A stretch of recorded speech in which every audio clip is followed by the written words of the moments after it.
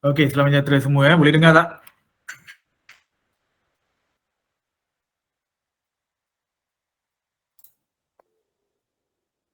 Boleh ya. Kejap, cuba share screen.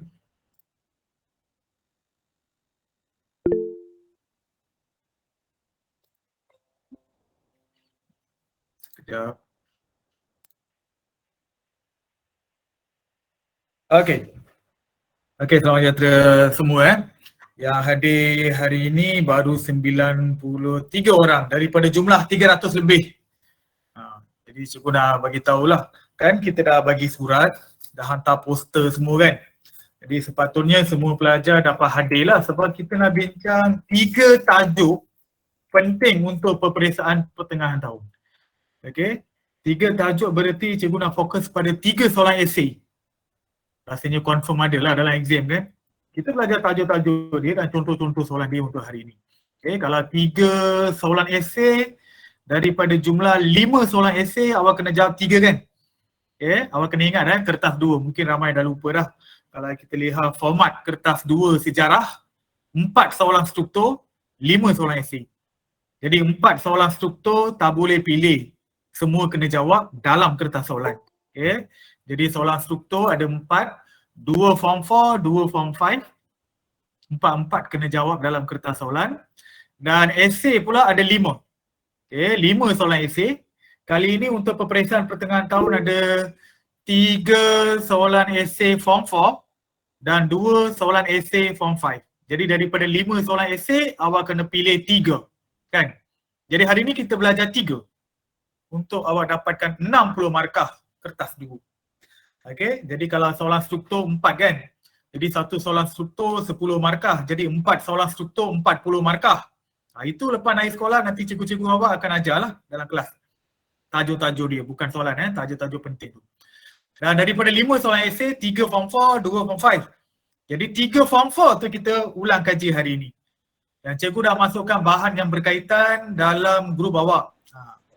Jadi mereka yang ada printer boleh print lah. Kalau tak ada printer tak apa, ada masa lagi cuti kan. Pergilah mana-mana kedai komputer print. Okay, ataupun minta cikgu-cikgu awak printkan pun boleh juga. Okay, tapi untuk kelas ini kena dengar elok-elok. Nak buat catatan, cepat buat catatan nanti ya. Jangan main tengok saja. Jangan buat aktiviti lain. Jangan buat benda lain. Sebab 3 soalan esei, 3 topik yang kita nak belajar ini akan membawa 60 markah untuk kertas 2. Okay, exam kita memanglah 3 hari bulan Julai kan start. Okay, jadi sekarang hari ni baru 9 Jun. Ada lebih kurang sebulan lah. Okay, dalam sebulan lagi. Jadi ada banyak masa untuk ulang kaji, untuk hafal 3 topik yang kita nak belajar hari ni. Jadi yang pertama. Jadi ada soalan boleh tanya ya. Setakat ini ada soalan apa-apa tak berkaitan format? Tak ada tak ada. Nanti apabila kita belajar nanti tolong buat catatan jangan main tengok saja. Kalau tak nampak presentation kena bagi tahu cikgu. Tak dengar suara cikgu kena bagi tahu. Kalau tak nampak muka cikgu tak ada masalah sebab kamera cikgu ni ada masalah. Tiba-tiba ada, tiba-tiba tak ada. Setakat ni saya nampak macam ada lah. Okay, kalau tiba-tiba muka cikgu tak ada, kamera cikgu tak ada masalah. Janji suara anda boleh dengar dan presentation ni boleh dengar. Boleh dengar tak? You jangan check, cikgu tak nampak, cikgu tengah present. Boleh. Boleh. Okay, presentation nampak? Nampak ya. Okay, bagus. Okay, kita pergi pada tajuk pertama kita. Tengok elok-elok. Benda ni ada dalam exam. Topik ini ada. Soalan-soalannya, lihatlah nanti macam mana ditanya soalan. Tapi kita akan bincang juga sikit-sikit sebab saya tak nak macam ni tau. Untuk sejarah, cikgu-cikgu bagi tahu, baca semua. Saya tak percaya pada benda tu. Kalau baca semua, awak nak baca apa kan? Sebab form 4 ada 10 bab. Form 5, dia akan keluar sampai bab 4. Tingkatan 4, keluar semua. Ada bab 1 hingga bab 10 kan? Kalau tingkatan 5, bab 1 hingga bab 4 sahaja. Mungkin awak dah habis belajar bab 3 tingkatan 5, bab 4 dah masuk kot.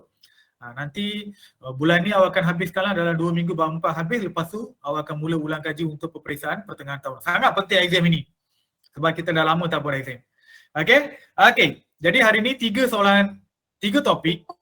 Okay. Berarti 3 soalan esei yang membawa 60 markah. Semuanya tingkatan 4 punya. Cikgu tak nak ulang kaji yang tingkatan 5 sebab anda baru belajar. Mungkin dalam kelas boleh ulang kaji bersama cikgu-cikgu awak. Ini tingkatan 4, dah lama tak sentuh ni. Ini siapa baru masuk? Nur Farah.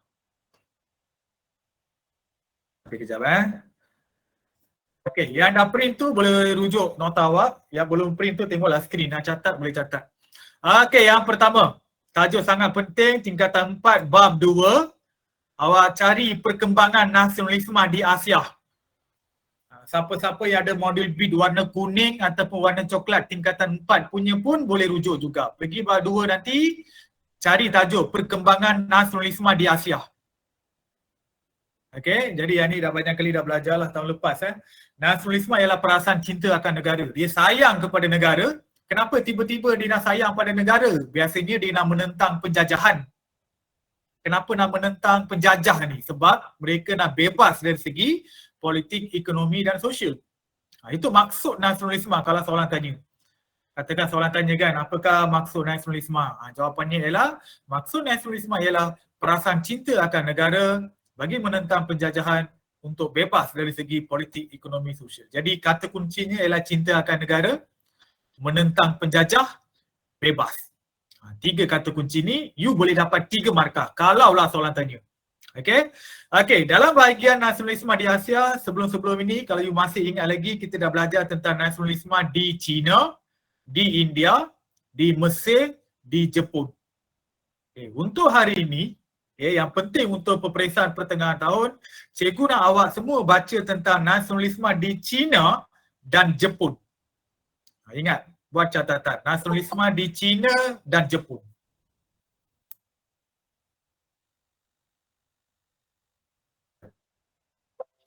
Nasionalisme di China dan Jepun. Jadi kita ulang kajilah apa yang ada dalam nasionalisme di Jepun. China dulu. Kenapa pula orang Cina, penduduk Cina menentang? Dia sebenarnya menentang siapa? Ada tak dia menentang penjajah? Biasanya kalau nasionalisme dia menentang penjajah. Jadi bagaimana dengan negara China ni? Kalau kita lihat matlamat gerakan nasionalisme, dalam kertas yang cikgu share dalam grup parlimen kita, cikgu dah kecilkan dia punya skop. Cikgu dah tolong awak pilihkan isi-isi penting. Inilah isi penting. Kalaulah soalan tanya nasionalisme di China, inilah dia. Mungkin dalam buku test ada huraian yang panjang lebar. Mungkin dalam modul bid pun adalah banyak nota-nota kan, walaupun ini nota ringkas. Ini cikgu dah compactkan lagi, supaya you mudah nak hafal, mudah faham. Yang pertama, apa matlamat? Matlamat sama maksud dengan tujuan. Kena ingat. Matlamat sama maksud dengan tujuan. Mungkin kita belajar sekarang matlamat. Nanti dalam exam pula dia kata tujuan. Apa tujuan gerakan nasionalisme di China? Kenapa pula wujud semangat nasionalisme di China? Yang pertama, mengukuhkan peradaban China. Tengok adab. Peradaban merujuk kepada tamadun Cina. Sebab kalau kita lihat negara China ni ada pengaruh barat. Pengaruh British. Jadi ramai orang Cina terpengaruh dengan budaya barat. Dia terpengaruh dengan bahasa orang British, bahasa Inggeris. Pengaruh barat lah, budaya barat, culture barat. Jadi penduduk dia sendiri terdiri daripada ada beberapa orang pemimpin. Mereka menentang kerajaan Manchuria atau dinasti Manchu. Mereka telah dituduh ataupun mereka telah ditentang kerana dia kata dinasti Manchu gagal menghalang kemasukan pengaruh barat. Jadi rakyat tak suka kepada pemerintahan maharaja daripada dinasti Manchu. Jadi awak lihat, tujuan utama gerakan nasionalisme di China ialah nak kukuhkan, nak kuatkan lagi peradaban China, dan mereka menentang kelemahan pemerintahan dinasti Manchu yang dianggap sebagai orang luar. Dia menentang apa? Menentang kelemahan pemerintahan dinasti Manchu daripada kerajaan Manchuria. Dan dinasti Manchu dianggap kehilangan mandat. Semua kena faham maksud mandat. Mandat bererti, contohnya macam ni tau. You dengar elok-elok. Kalau dalam sesebuah negara, biasanya kalau kita tak suka sesuatu kerajaan, kita buat apa? Kita akan tukar kerajaan kan. Katakan kerajaan tu terlibat dalam rasuah, kejam, zalim contohnya lah.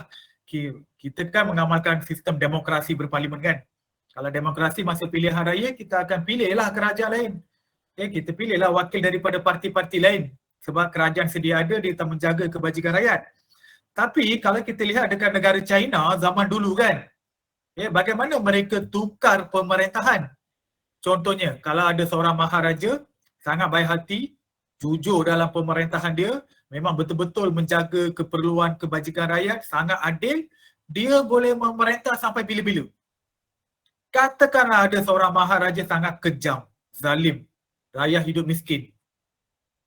Tiba-tiba di kerajaan itu, di negara dia akan berlaku satu bencana. Mungkin banjir, mungkin gempa bumi, tanah runtuh dan sebagainya lah. Ataupun penularan penyakit berjangkit dan sebagainya. Kalau berlaku bencana gitu kan, itu menandakan maharaja itu hilang restu daripada Tuhan, hilang mandat. Macam blessing daripada Tuhan. Jadi rakyat akan buat apa tahu kalau berlaku bencana? Mereka akan memberontak, menggulingkan raja, ganti dengan raja lain. Faham tak? Itu maksudnya mandat. Jadi dia kata, penduduk kata dinasti Manchu ni dah kehilangan mandat. Dan masyarakat Cina hilang kepercayaan terhadap dinasti Manchu. Dan dinasti Manchu pula gagal menghalang kemasukan pengaruh barat. Kalau soalan tanya, jelaskan tujuan gerakan nasionalisme di China. Kalau dia kata tujuan gerakan nasionalisme di China, inilah jawapan dia. Ada 5. Jadi cara awak jawab, tujuan gerakan nasionalisme di China ialah untuk mengukuhkan peradaban China. Selain itu, penduduk China menentang kelemahan pemerintahan dinasti Manchu. Selain itu, dinasti Manchu dianggap kehilangan mandat. Selain itu, letaklah penanda wacana selain itu 20 kali, tak ada masalah sebab ini bukan BM. Ini sejarah. Kalau sejarah, janji ayat lengkap berperenggan dan ada penanda wacana. Sebab biasanya penanda wacana akan menyebabkan ayat dia lengkap. Letak penanda wacana selain itu sampai hujung. Ini soalan fakta. Okey, jadi semua tujuan ada dekat sini 5.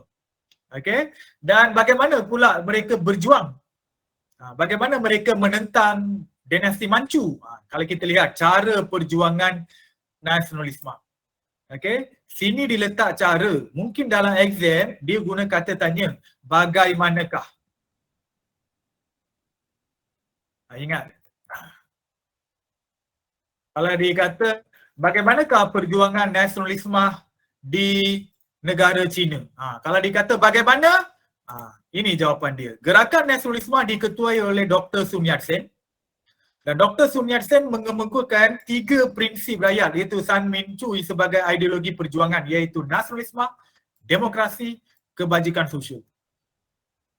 Lepas tu, gerakan revolusi Cina 1911, mereka buat revolusi Cina dan berjaya tumbangkan dinasti Manchu. Berjaya gulingkan dinasti Manchu. Berarti mereka dah buang dinasti Manchu. Kerajaan beraja tu mereka buang. Kalau mereka buang, apa pemerintahan yang mereka amalkan?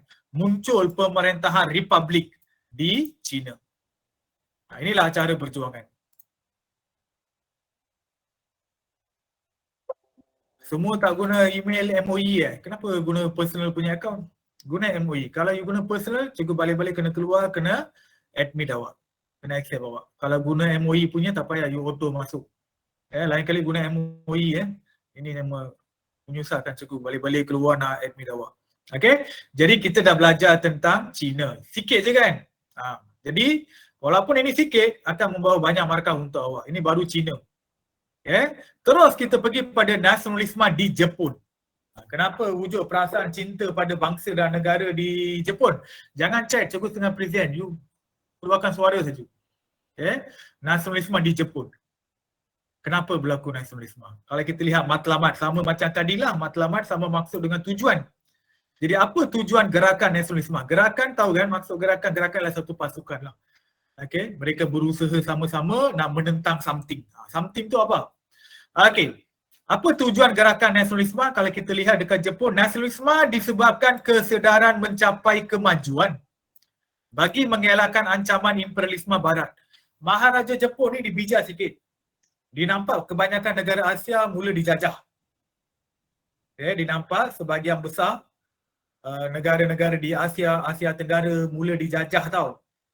Jadi biasanya penjajah kan, kalau dia pergi ke sebuah negara untuk menjajah kan, macam mana dia campur tangan dalam negara tersebut?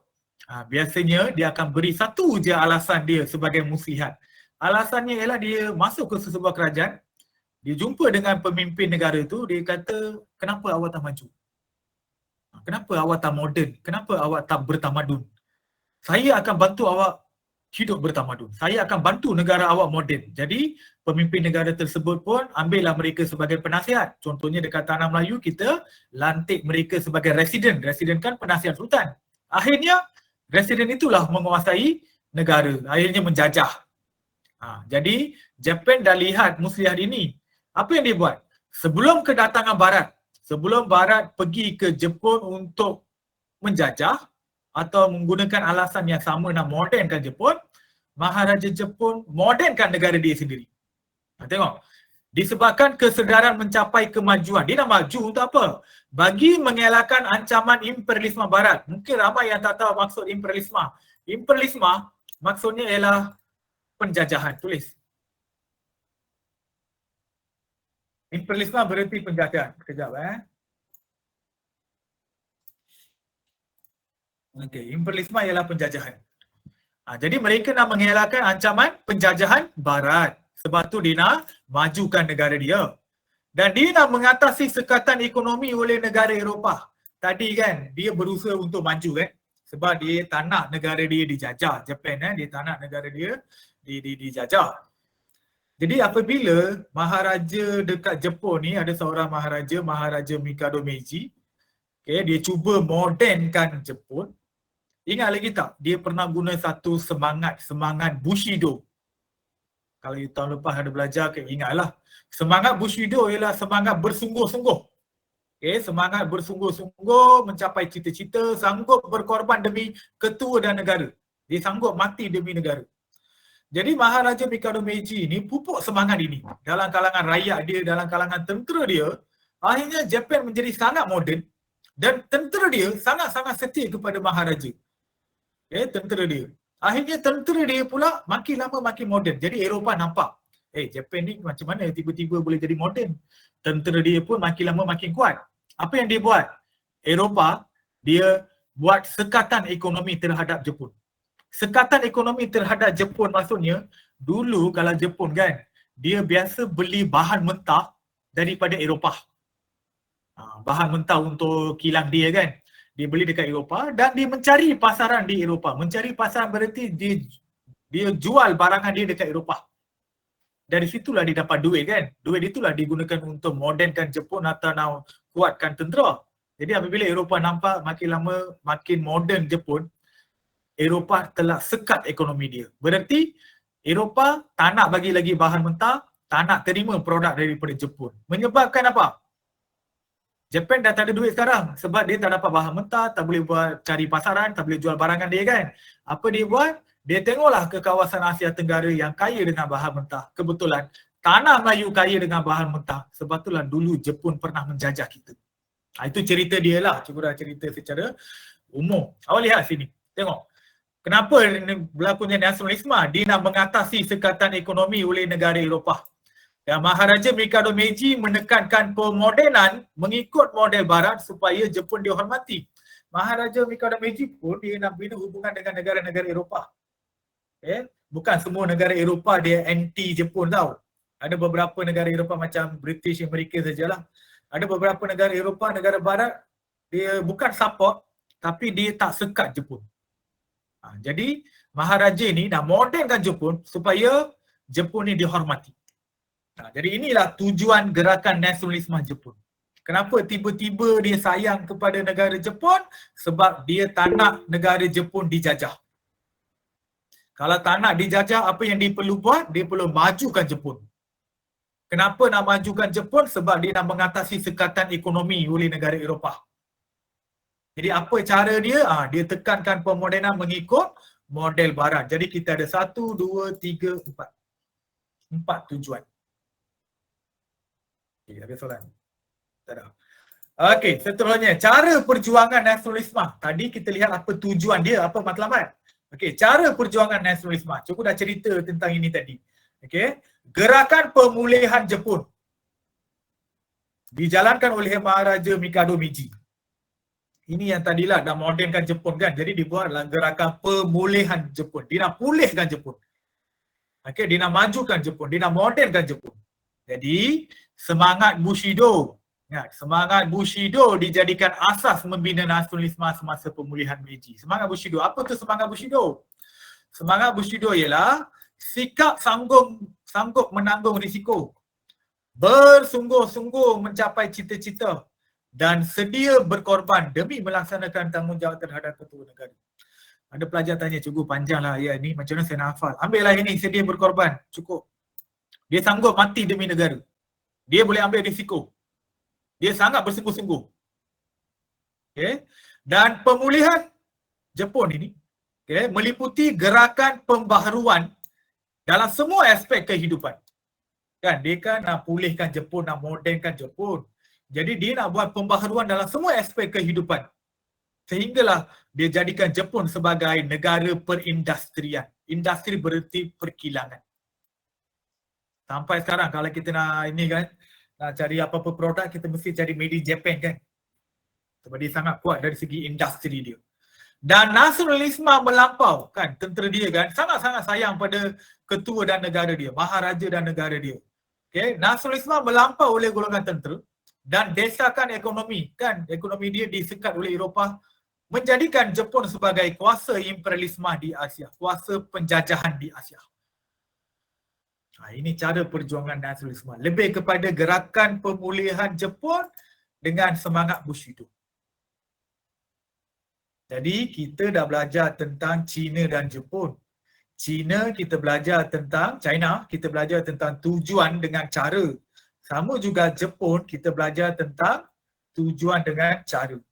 Jadi awak kena lihat soalan nanti, soalan fakta nanti, tengok, baca elok-elok. Kita kan belajar, tadi cikgu dah pecahkan China dengan Jepun kan. Mungkin dalam exam ada gabungan. Contohnya, jelaskan matlamat gerakan nasionalisme di China dan Jepun. Tengok. Jelaskan matlamat gerakan nasionalisme di China dan Jepun. Dah gabungkan. Markah pula 4. Kalau 4 macam mana? Tujuan dekat sini ada kan? Ada banyak kan? Kalau 4 markah, ambil 2. Jepun pula ada 4, you ambil 2. Dapatlah 4 markah. Jadi kena tengok betul-betul. Kalau ada soalan yang gabungkan 2 negara, kena ada isi daripada 2 negara. Katakan markahnya 6. Jadi China 3, Jepun 3. Minimum. Kalau you nak lebihkan, tak ada masalah. Jangan salah jawab. Katakanlah soalan gabungan. Contohnya, jelaskan matlamat gerakan nasionalisme di China dan Jepun. China dan Jepun. 6 markah. China you bagi 1. Jepun you nak bagi 5. Tak boleh.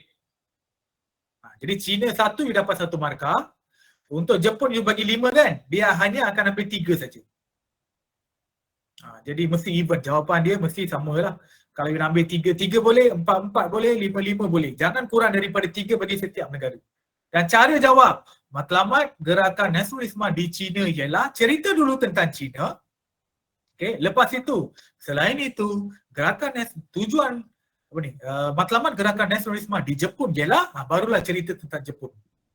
Kalau ada soalan yang gabungkan 2 negara, cerita dulu tentang 1 negara, lepas tu sambung dengan negara lain. Okey? Ada soalan? Ini baru tujuan kan? Mungkin ada soalan dia gabungkan cara perjuangan dia. Mungkin soalan pertama tu dia hanya fokus pada matlamat, tujuan. Kan? Dia gabungkan 2 negara, China dan Jepun. Soalan kedua pula, dia tanya bagaimanakah cara perjuangan nasionalisme di China dan Jepun berlaku. Dia gabungkan juga China dan Jepun, tapi dia hanya fokus pada cara perjuangan. Jadi gabungkan dua-dua lah. Cerita dulu tentang China, barulah awak cerita tentang Jepun. Okey, jadi awak kena lihat pada soalan, macam mana soalan itu dibentuk. Kadang-kadang dia dalam satu ayat tu dah ada lah. Contohnya tadi, bagaimanakah perjuangan nasionalisme di negara China dan Jepun berlaku? 8 markah. Kalau 8 markah, China punya 4, Jepun punya 4. Cikgu dah letak. Tengok sini. Ini memang ada 4. China. Bawah pula cikgu letak 5. Ambillah 4. Jadi dapatlah 8. Kadang-kadang dia tak letak gitu. Dia letak Roman. Roman apa macam mana? Dia kata, bagaimanakah perjuangan nasionalisme di negara berikut berlaku? Tengok. Bagaimanakah perjuangan nasionalisme di negara berikut berlaku? Jadi diletak Roman 1, diletak China. Roman 2 ditulis Jepun. Jadi dia ada pecahan soalan. Jadi cara awak jawab, tengoklah itu, katakanlah itu soalan B. Katakan itu soalan B kan. Jadi cara awak jawab dalam test pad, letak katakan ini soalan nombor 5. Nombor 5, B, letak nombor Roman 1, jawapan bagi China dulu. Lepas tu perenggan lain, letak balik nombor 5, B, Roman 2, okey, ada perenggan baru. Jangan gabungkan semua kalau ada pecahan soalan. Siapa yang tak faham?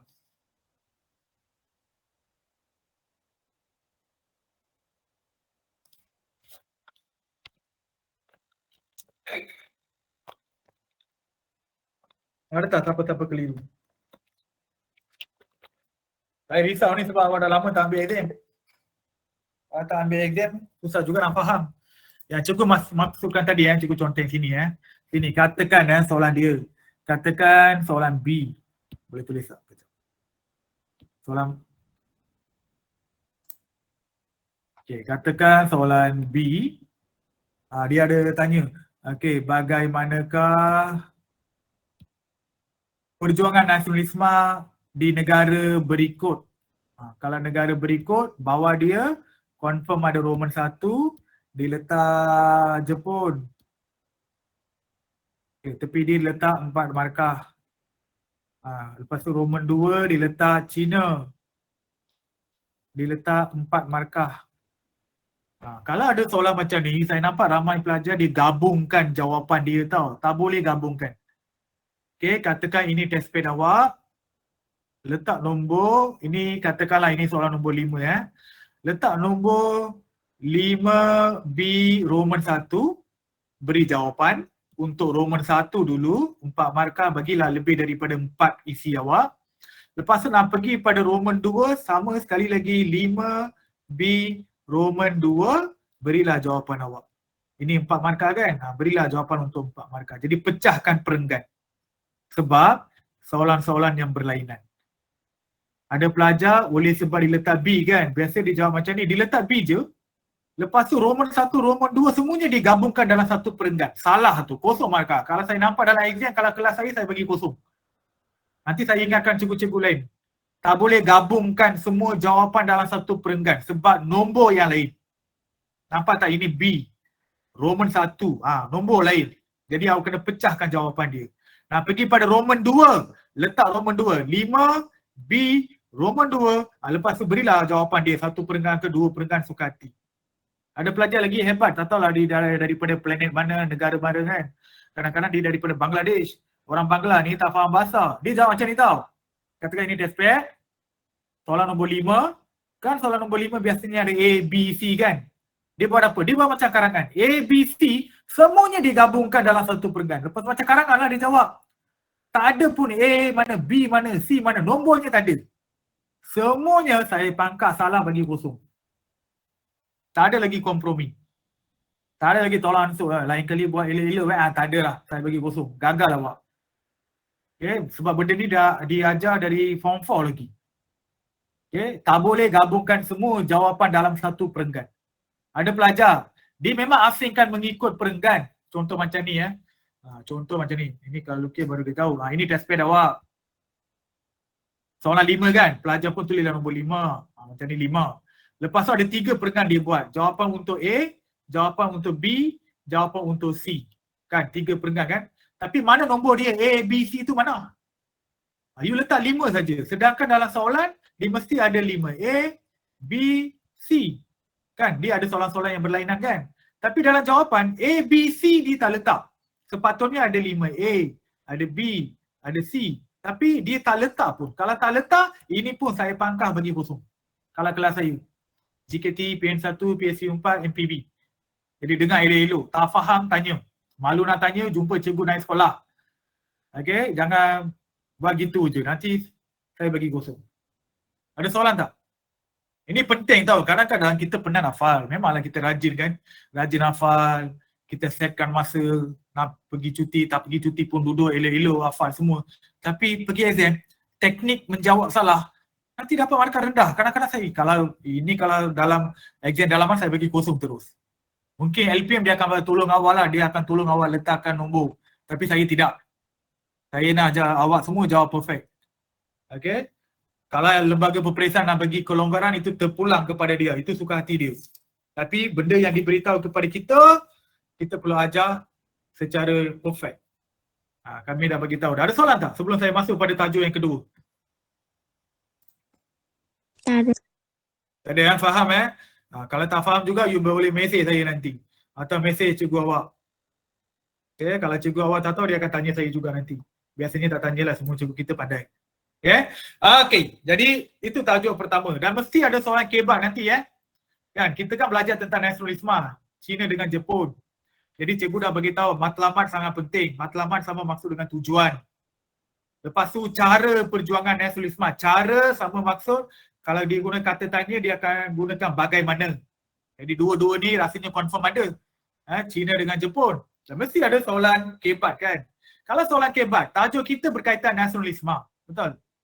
Tajuk kita berkaitan nasionalisme. Jadi soalan kebat mestilah berkaitan tentang nasionalisme. Contohnya, siapa jerit-jerit tu? Okay? Contohnya soalan kebat yang popular untuk tajuk nasionalisme. Bagaimanakah semangat nasionalisme boleh dipupuk dalam kalangan generasi muda pada hari ini? Senang Bagaimanakah semangat nasionalisme boleh dipupuk dalam kalangan generasi muda hari ini? Macam mana nak pupuk semangat nasionalisme dalam kalangan generasi muda? You kena fikirkan. Makannya pula 8. Nanti fikirkanlah. Pelajar yang catat tu diuntunglah. Yang tak catat tu blur. Okay? Nanti carilah apa cara-cara nak pupuk semangat nasionalisme dalam kalangan generasi muda. Kalau soalan tanya tentang cara-cara ataupun dia guna kata tanya bagaimanakah. Cuba tulis dekat sini. Bagaimanakah.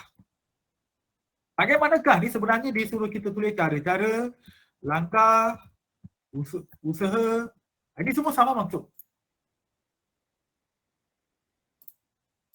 Bagaimanakah cara, langkah, usaha semua sama maksud. Jadi macam mana pupuk semangat nasionalisme dalam kalangan generasi muda. Jadi mungkin cikgu awak dah ajar dulu, kita ada formula ke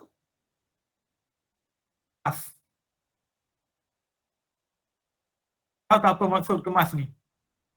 Ada je sama macam karangan BM. Kalau ada soalan ditanya tentang usaha, jelaskan usaha-usaha, jelaskan cara-cara. Bagaimanakah? Okay, jadi kita kena ada formula dia. Okay, formula yang cikgu ajar dalam kelas cikgu ni ke merujuk kepada kerajaan keluarga. M ialah masyarakat media masa. S ialah sekolah. Aku dah catat dekat sini. Okay, jadi you boleh fikir, dia kata nak pupuk semangat nasionalisme. Dia kata bagaimana? Dia tak rujuk kepada mana-mana individu. Katakan, apakah peranan kerajaan? Apakah peranan ibu bapa? Dia tak cakap. Soalan dia umum. Bagaimana semangat nasionalisme boleh dipupuk dalam kalangan generasi muda? Jadi you kena fikir, bagaimana? Kerajaan kena buat apa? Apa yang kerajaan kena buat untuk pupuk semangat nasionalisme? You kena fikir, kerajaan boleh buat apa? Biasanya kerajaan buat kempen saja, kempen kesedaran tentang nasionalisme. Okey, bolehlah. Lepas tu apa lagi kerajaan boleh buat? Kerajaan boleh buat tapi kalau you tulis kempen tu termasuklah kerajaan mengadakan ceramah, kerajaan buat pameran dan sebagainya lah. Semua termasuk dalam kempen. You beri huraian dan contoh. Okay, lepas tu keluarga. Keluarga ialah ibu bapa. Macam mana ibu bapa nak pupuk semangat nasionalisme? Mereka kena jadi suri teladan. Okay? Mereka perlu, ibu bapa perlu membawa anak-anak ke sambutan Hari Kebangsaan contohnya. Ibu bapa perlu mengibarkan bendera Malaysia di luar rumah semasa sambutan Hari Kebangsaan. Contohnya lah, itu peranan keluarga. Kalau masyarakat macam mana boleh dipupuk? Masyarakat hendaklah menghayati rukun negara. Masyarakat hendaklah setia kepada raja dan negara. Masyarakat hendaklah menghormati lambang-lambang negara. Kita ada banyak lambang negara lagu kebangsaan, bendera Malaysia, jatah negara, itu semua lambang. Lepas tu sekolah pula. Media masa boleh buat apa? Media masa boleh menayangkan filem berkaitan bertemakan patriotik. Media masa mesti filem, mesti iklan untuk memberi kesedaran dan pupuk semangat nasionalisme kan? Itu media masa. Kalau sekolah biasanya program. Apa program dia? Sambutan Hari Kebangsaan peringkat sekolah. Ataupun dipupuk semangat nasionalisme melalui mata pelajaran sejarah dengan pendidikan moral. Jadi formula ini sangat membantu awak untuk generate isi sendiri. Formula kemas. Jangan main tulis saja. Setiap isi awak kena ada subjek. Inilah subjek awak. Kerajaan, keluarga. Keluarga ialah ibu bapa masyarakat, media masa sekolah. Jadi apabila ada formula macam ni, senang nak cari isi. Kerajaan boleh buat apa, you boleh fikir. Okey, nak pupuk semangat nasionalisme, kerajaan boleh buat apa. Gitu. 8 markah. Jangan lupa. Okey, kita terus pergi pada topik yang kedua. Masih lagi tingkatan 4, tapi bab 4. Tadi bab 2 kan? Ini bab 4. Faktor penyerahan Sarawak. Faktor penyerahan Sarawak kepada British dan reaksi penduduk tempatan. Bab 4 mula-mula kita belajar tentang BMA, British Military Administration. Lepas tu kita ada belajar tentang Malayan Union. Lepas Malayan Union, you akan jumpa tajuk ini. Yang ada buku warna model bid warna kuning atau coklat boleh rujuk teruslah. Kalau you tak sempat print. Bab 4 cari tajuk faktor penyerahan Sarawak kepada British. Susah nak cari, tengoklah dekat isi kandungan. Okey, kalau buku warna coklat senang nak cari. Okey, warna kuning tu isi kandungan dia umum sangat. Warna coklat, model B warna coklat tu dia detail. You boleh rujuk, carilah faktor penyerahan Sarawak kepada British. Kita lihat, apa sebab Sarawak diserahkan kepada British? Apa sebab dia? Kena ingat penting juga ni. Jangan main-main. Okey. Kenapa kalau kita lihat Sarawak pada asalnya dijajah oleh keluarga Brooke, dinasti Brooke. Kena ingat. Asalnya dijajah oleh dinasti Brooke. Jadi dia keluarga Brooke lah, dia ada James Brooke, Charles Brooke, Anthony Brooke, macam-macam lah. Bertam Brooke. Ini keluarga Brooke yang menjajah, bukan British Pada asalnya Sarawak dijajah oleh dinasti Brooke. Tapi Charles Wainer Brooke diserahkan Sarawak ini kepada British. Kenapa pula diserahkan Sarawak kepada British? Ada 3 faktor. Masalah pewarisan takhta, desakan kerajaan British dan masalah kewangan. Jadi ada 3 isi tau. Cikgu dah letak huraian contoh semua, cikgu dah letak. Jadi kalau soalan tanya, apakah faktor yang menyebabkan Charles Wainer Brooke menyerahkan Sarawak kepada kerajaan British? Ada 3 isi. Okey, awak tulis. Faktor penyerahan Sarawak kepada British ialah masalah pewarisan takhta. Apa dia huraian dia? Wainer Brooke tidak mempunyai anak lelaki untuk menggantikan tempatnya sebagai raja. Sebab ketika itu Wainer Brooke dah semakin tua dan uzur, dah banyak penyakit, dah tua dah. Wainer Brooke tidak mahu melantik anak saudaranya Anthony Brooke untuk menggantikannya. Wainer Brooke, dia tak ada anak lelaki kandung. Tak ada. Dan Wainer Brooke pula dah tua, dah banyak penyakit. Dan dia ada anak saudara tapi dia tak nak lantik Anthony Brooke untuk gantikan tempat dia sebagai Raja Sarawak. Itu masalah sebab pertama, dia bersetuju berikan Sarawak kepada British. Yang kedua, desakan kerajaan British. Kerajaan British memang paksa dia untuk serahkan Sarawak kepada dia. Pejabat tanah jajahan mendesak Wainer Brooke memberikan kuasa yang lebih luas kepada British. Kenapa pula British nak dapatkan Sarawak? Sebab British ingin menguasai kekayaan ekonomi. Sebab dekat situ ada apa? Ada kayu balak, ada minyak. British ingin menjaga kepentingan pelaburan British di Sarawak. Dia nak buat investment. Dia nak jaga kepentingan pelaburan British di Sarawak. Dan pejabat tanah jajahan, ni pejabat tanah jajahan merujuk kepada British mengutus surat. Dia tulis surat kepada Wainer Brooke untuk menyerahkan Sarawak kepada British. Akhirnya Wainer Brooke bersetuju untuk menyerahkan Sarawak kepada British. Jadi kita nampak kerajaan British memang paksa dia serahkan Sarawak kepada British sebab dia nak menguasai kekayaan ekonomi, dia nak menjamin pelaburan dia. Ini sebab dia. Dan faktor ketiga kenapa Charles Wainer Brooke serahkan Sarawak kepada British ialah dia menghadapi masalah kewangan. Wainer Brooke gagal memulihkan Sarawak selepas tercetusnya Perang Dunia Kedua. Dia tak dapat nak pulihkan Sarawak lepas Perang Dunia Kedua. Jadi ekonomi Sarawak memang terjejas. Lumbur minyak musnah. Ladang getah juga terbiar. Kemudahan pendidikan, kesihatan, jalan raya, lapangan terbang juga perlu dibaiki. Berarti dia perlukan banyak duit untuk nak pulihkan Sarawak. Jadi Banner Group tidak mampu untuk membangunkan negeri Sarawak semula. Jadi betul-betul dia menghadapi masalah kewangan, dia ingat okey, lebih baik saya serahkan kepada British. Dah lama juga British paksa dia. Lepas tu dia pun tak ada pengganti dari tua uzur. Lepas tu dia hadapi masalah duit, masalah kewangan, dia tak dapat nak pulihkan Sarawak. Akhirnya dia serahkan Sarawak kepada British. Inilah faktor penyerahan Sarawak kepada British. Kita belajar faktor. Mungkin kata tanya dia diletak mengapakah Charles Banner Group menyerahkan Sarawak kepada British? Mengapa? Kata tanya untuk faktor punca sebab. Sama maksud dengan mengapakah. Ini sebab dia. Tak ada benda nak hafal sekarang. You dengar-dengar dulu, fahamkan. Nanti print, hafal. Okey, ini baru pergi pada faktor. Okey, sekarang Sarawak sudah diberikan kepada British. Jadi apa respons daripada penduduk tempatan? Apa reaksi daripada penduduk tempatan? Adakah mereka menentang ataupun mereka menyokong? Kita lihat dekat bawah.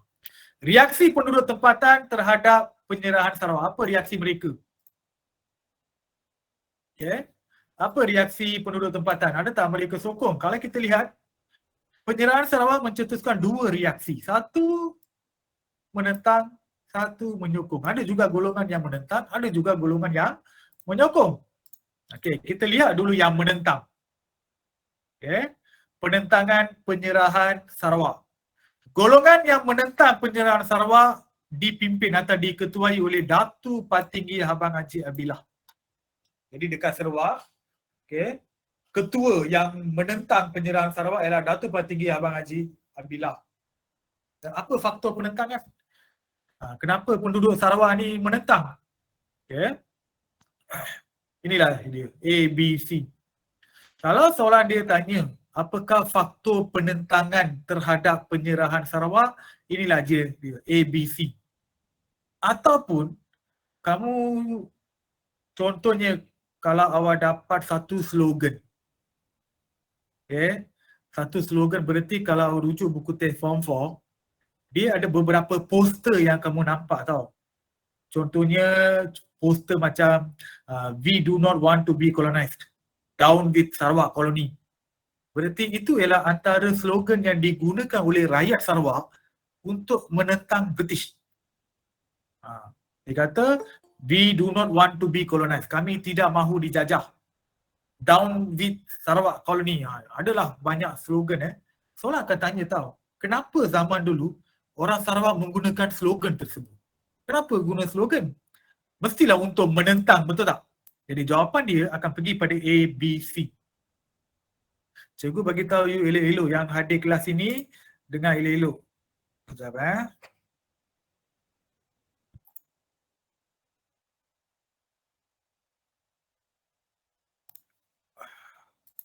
Nanti tanya jangan chat. Okey. Jadi cikgu bagi tahu elok-elok yang hadir ni dalam 125 orang saja kan. Tak sampai pun separuh. Tak apa, you dengar elok-elok. Okey, jangan keliru dalam exam. Kalau soalan tanya tentang faktor, 3 isi ini.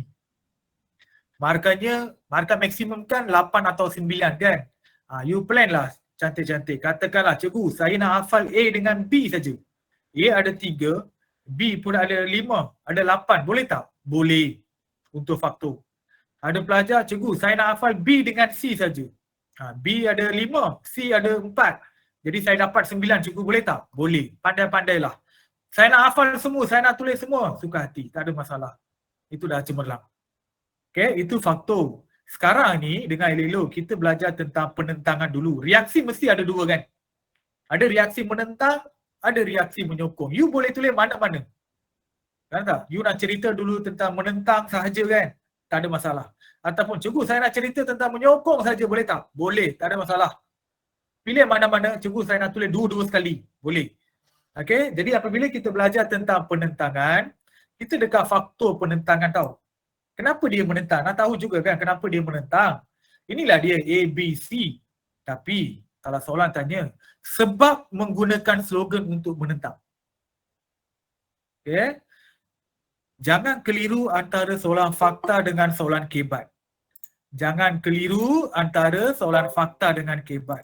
Kalau soalan kebat, ingat, kalau soalan kebat, biasanya ada perkataan ini, pada hari ini, pada zaman ini, pada masa ini. Okey? Ataupun ada perkataan anda, pada pendapat anda, pada pandangan anda. Faham tak? Okey? Ini, dua ini ialah kata kunci dan detect, itu kebat atau tidak. Okey?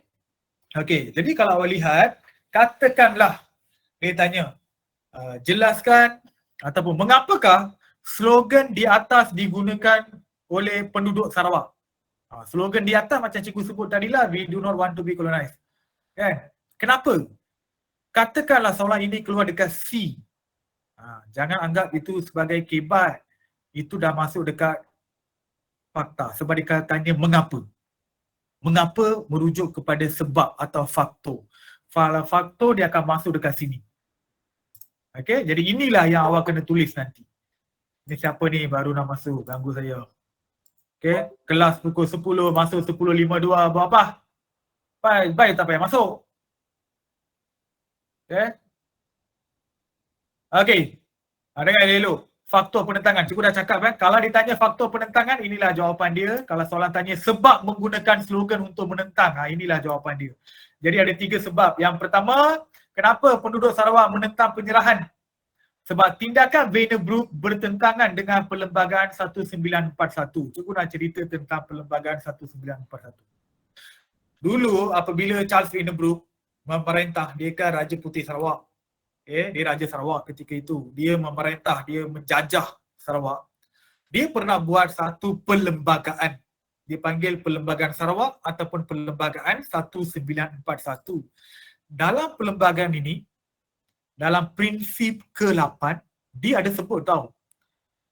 Apabila saya keluar daripada Sarawak, saya berjanji akan memberi kerajaan sendiri kepada penduduk Sarawak.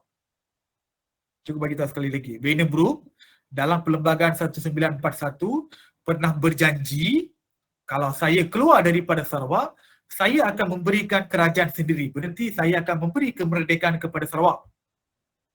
Tapi Vandenbroek dia patuh pada janji tak?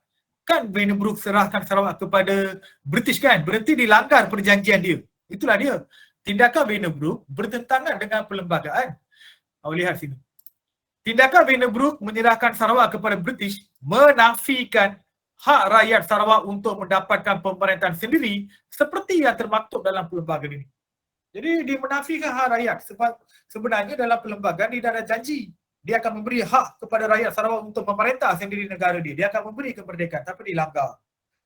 Jadi mengikut Perlembagaan 1941, seperti yang dijanji, penduduk Sarawak akan dibimbing untuk mentadbir negeri mereka sendiri. Itu yang dijanji tapi tidak. Jadi penyerahan Sarawak ini bertentangan dengan ataupun melanggar Perlembagaan 1941.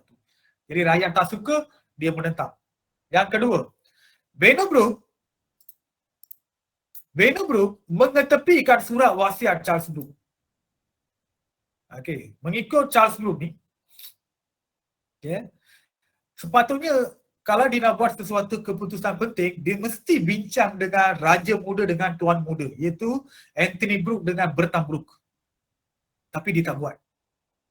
Vandenbroek telah membuat keputusan tanpa berbincang dengan Raja Muda dengan golongan Raja Muda dengan Tuan Muda.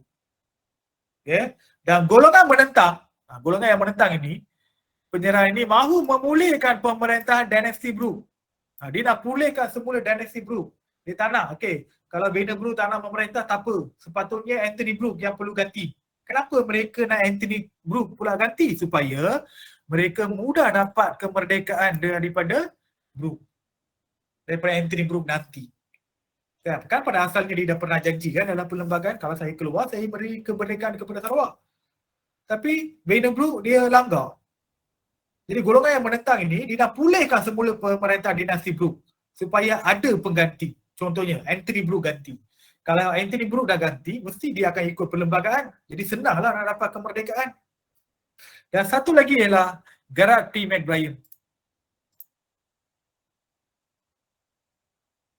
Lihat, apabila British kan tadi kan, apabila British paksa Beaverbrook serahkan Sarawak kan, Beaverbrook dia hantar pegawai dia iaitu Gerard T. McBrien jumpa dengan semua ketua tempatan atau ketua peribumi di Sarawak untuk dapatkan persetujuan. Tapi Gerard T. McBrien, apa yang dia buat? Dia gunakan muslihat, penipuan. Gerard T. McBrien menggunakan muslihat seperti tekanan, desakan, pujukan, sogokan, rasuah untuk mendapatkan persetujuan daripada ketua tempatan. Jadi penduduk Sarawak ni sangat-sangat tak puas hati dengan Beaverbrook. Inilah 3 sebab mereka menentang. Cikgu ulang semula, kalau soalan tanya faktor penentangan 3 isi ini. Ataupun mengapakah rakyat Sarawak menggunakan slogan untuk menentang? Dia guna slogan mesti untuk menentang kan? Jadi mengapa menggunakan slogan untuk menentang? Inilah 3 jawapan dia, jangan keliru. Ya. Tadi kita belajar faktor penyerahan. Faktor dia sebab dia serahkan. Ini pula faktor penentangan. Kenapa dia menentang? Jangan keliru antara faktor penyerahan dengan faktor penentangan. Okay. Okey, dan bagaimana? Apa cara atau bentuk penentangan penduduk tempatan? Ini lebih kepada reaksi. Please. Jadi bagaimana pula mereka menentang? Kita dah tahu kenapa mereka nak menentang. Faktor penentangan dah belajar. Tapi bagaimana pula mereka menentang? Bagaimana? Ada 7 cara. Cara atau bentuk penentangan penduduk tempatan. Okey? Kalau bentuk penentangan, jangan lupa tulis yang ini. Okay? Ataupun dia tanya, bincangkan reaksi penduduk Sarawak terhadap penyerahan tersebut. Kalau reaksi, memang ada 2 reaksi, ada golongan yang menentang, ada golongan yang menyokong. Kalau menentang, bagaimana mereka menentang adalah 7 perkara: mengadakan persidangan, mengadakan demonstrasi, meletakkan jawatan, bantahan golongan wanita, menggunakan akhbar, menulis surat bantahan, menubuhkan kumpulan dukun 13. Ada banyak. Tak perlu pun banyak-banyak ini. Ya, daripada 7 ini, awak pilihlah mana-mana 2 atau 3 pun cukup. 3 lah. Okay, contohnya you nak ambil. Cikgu saya nak ambil, kalau soalan tanya tentang reaksi, saya nak tulis reaksi penentangan penduduk tempatan ialah menentang penyerahan. Okay, you dah tulis menentang. Lepas tu awak nak tulis cara penentangan ialah mengadakan persidangan. Awak nak tulis yang ini ataupun B ataupun C. Okay, ada isi ni dia punya huraian banyak tau macam ni. Contohnya awak tulis mengadakan persidangan dah dapat 1 markah.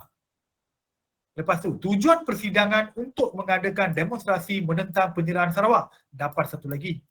Pertubuhan yang menyertai persidangan ini termasuklah Pergerakan Pemuda Melayu. Dah 3, 1, 2, 3. 3 markah dah dapat. Katakanlah markah dia 6 kan. 3 sini dah dapat. Lepas tu, selain itu, cara penentangan mereka ialah mengadakan demonstrasi. Dah 1 markah lagi, 4. Demonstrasi pertama diadakan ketika kedatangan Governor pertama Sarawak, iaitu Charles Aden Clark di Astana, dapat markah. Demonstrasi diketuai oleh Datuk Patinggi Habang Haji Abdillah, dapat markah. Demonstrasi ini juga disertai oleh 16 Persatuan Melayu, dapat lagi markah. Berapa dah? Dah 7. 1, 2, 3, 4, 5, 6, 7. Dah 7 dah. Ada pelajar macam ni tahu, cikgu, kan ada 7 isi. Boleh tak saya pilih mana-mana isi yang mudah hafal? Ada pelajar persidangan ini senang hafal. Ada pelajar, cikgu, mengadakan demonstrasi susahlah cikgu sebab ada nama pegawai ini. Lepas tu ini nama ketua pula. Kan? Saya ambil isi lain boleh tak? Boleh. Asalkan you boleh dapat lebih daripada 6 markah. Okey, cara penentangan ketiga ialah meletakkan jawatan beramai-ramai. Sebab pada ketika itu kebanyakan penduduk Sarawak yang menentang terdiri daripada penjawat awam dengan guru, cikgu. Ketika itu kan British yang memerintah kan, berarti cikgu dengan penjawat awam memanglah dibayar gaji oleh British. Tapi mereka terlibat dalam penentangan terhadap British. Jadi British buat apa? British bertindak mengeluarkan Pekeliling nombor 9. Surat Pekeliling, macam surat arahan. Pekeliling ini melarang pegawai awam menyertai gerakan anti penyerahan. Tapi apa yang government servant tu buat? Seramai 409 orang kaki tangan kerajaan melekat